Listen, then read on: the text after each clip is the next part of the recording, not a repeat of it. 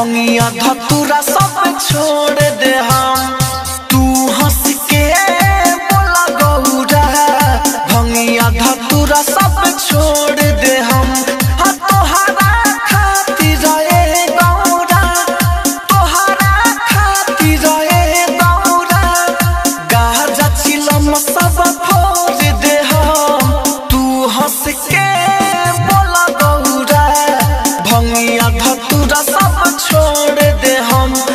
तू हंस के बोला गौरा भंगिया धतूरा सब छोड़ दे हम।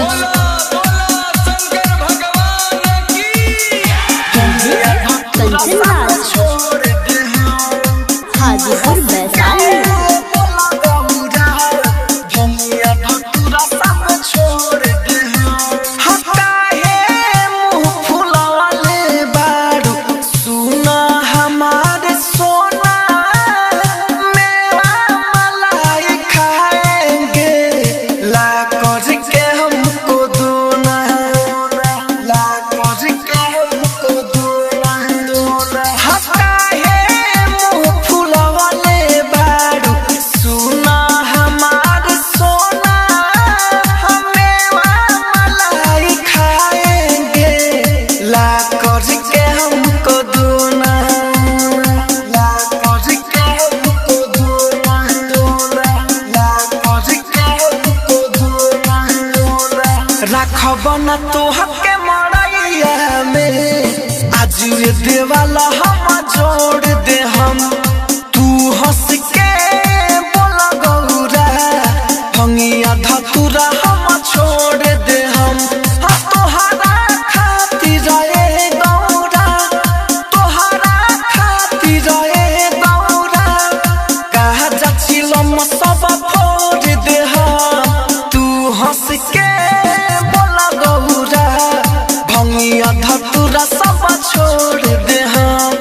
तू हंस के बोला गौरा भंगिया धतूरा हम छोड़ दे हम। बोला शंकर भगवान की कंचनराज। छोड़ दे हम। हाजीपुर वैशाली। बोला गौरा भंगिया धतूरा सब छोड़ दे हम।